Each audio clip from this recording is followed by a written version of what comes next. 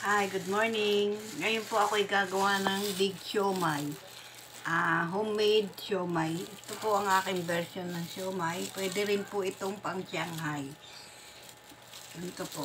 Ito po ay i-grinder ko. Sibuyas, bawang, carrot, kinchay, onion leaves, saka yan po ay gagrinder muna at ihahalo dito sa giniling. 1 kilo po itong giniling. Tapos, babalikan ko kayo pag nag-grinder ko na ang mga ingredients. Ito na po, nag-grinder na yung mga ingredients. Ilalagay ko na po dito sa giniling. Yan, para mabilis po yung ating trabaho.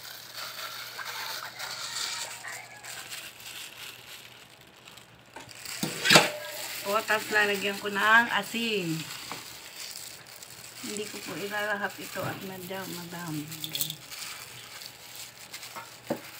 Asin, nor seasoning.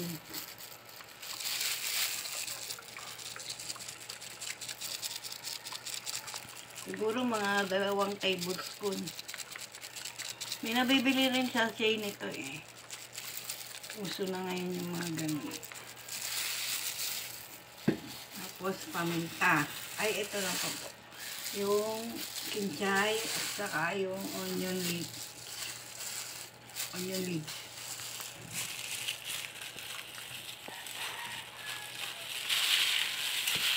Yan po, aluin. Saka itlog. May itlog tayo pala. Ay, lahat ko na yung asin, kakaunti.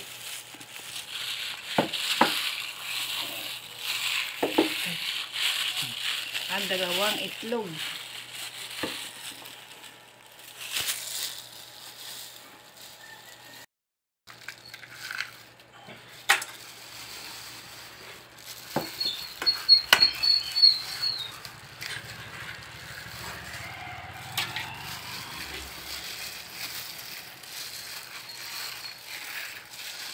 Yan po, haluin mabuti para ma-mix yung ating ingredients at para masarap.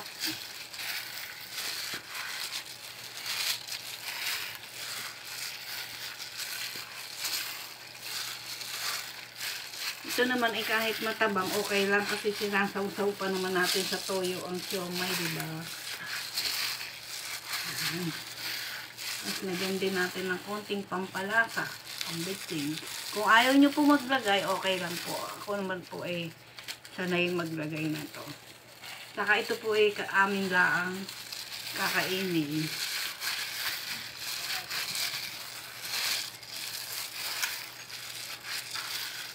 Ayan, pag na-mix ng maigi, ilalagay na natin ang harina.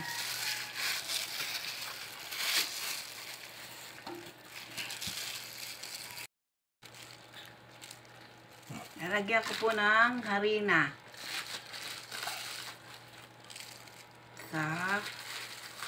Depende po sa inyo kung anong gusto nyo. Maraming harina o walang harina.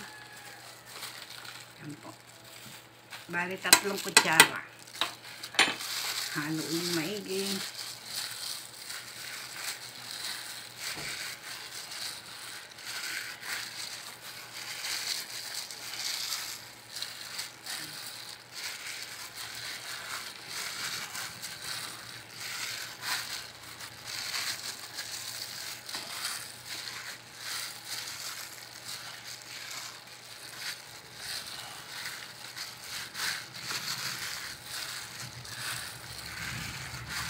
Yan po.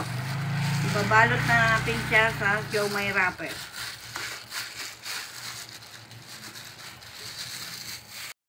Yung gagamitin ko, yung Molo wonton wrapper. Malaki po siya, pang jumbo siya.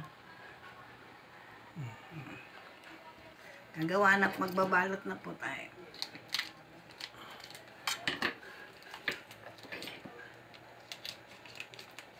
Dito ko na lang ipapataw.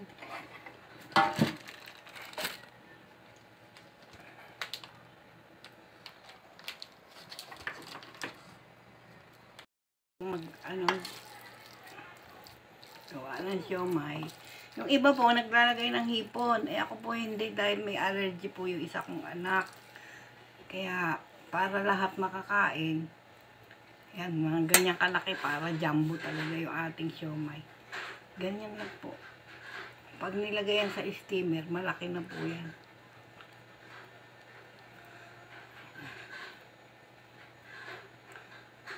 Yan.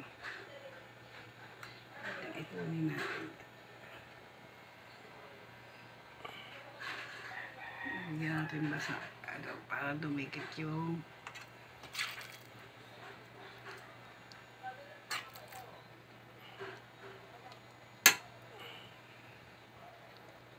pag itininda mo to sa lugay. Kasi malalaki. Hindi naman bibili pag mahal ang presyo. Eh, iba po naglalagay na extender para kami po hindi kasi lutong bahay naman.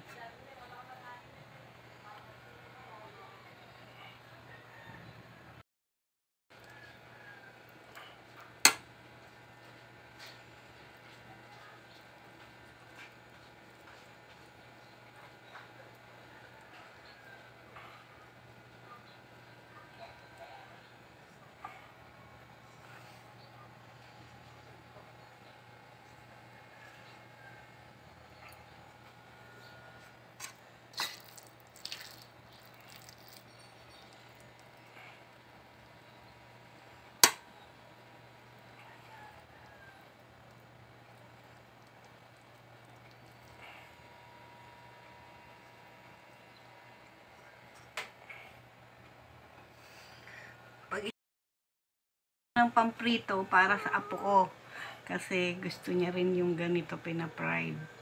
Ito po, nakagawa ako ng big siomai na 36 pieces. Sa isang balot po yan, ito po lahat na nagawa ko. May tira po akong giniling. Pwede pa itong maglumpian Shanghai.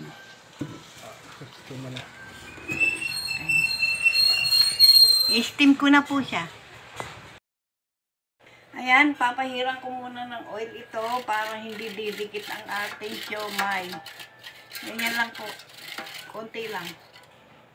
Kasi sayang naman kung didikit dyan.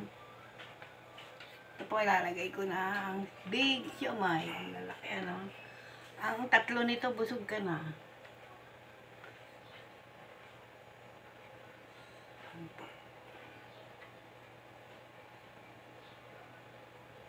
Kung maliit yung inyong di dalawang salang ang inyong steamer.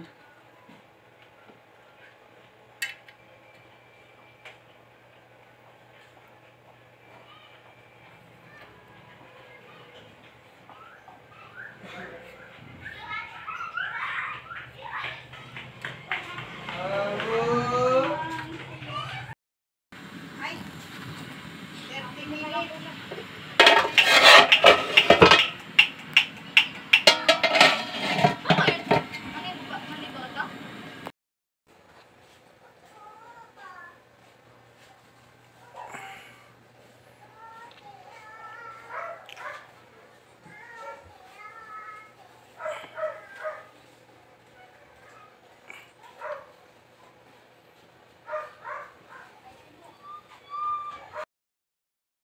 Yan, tapos na po yung siomai na ginawa ko.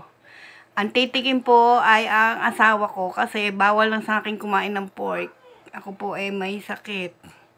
Ayan po, tikman mo na pa. Ayan. Nalagyan ng garlic. Kung gusto nyo isama sa toyo, okay lang din. Tapos yun, ang lalaki ng siomai, pwede yan pambenta.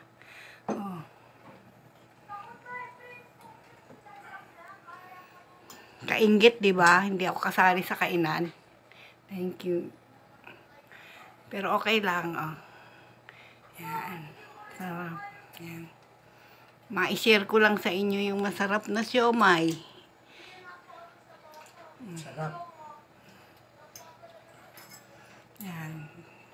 Hindi mo na kailangan bumili sa labas. Ay. Okay po. Maraming pong salamat sa mga nanonood. Thank you po. Bye-bye.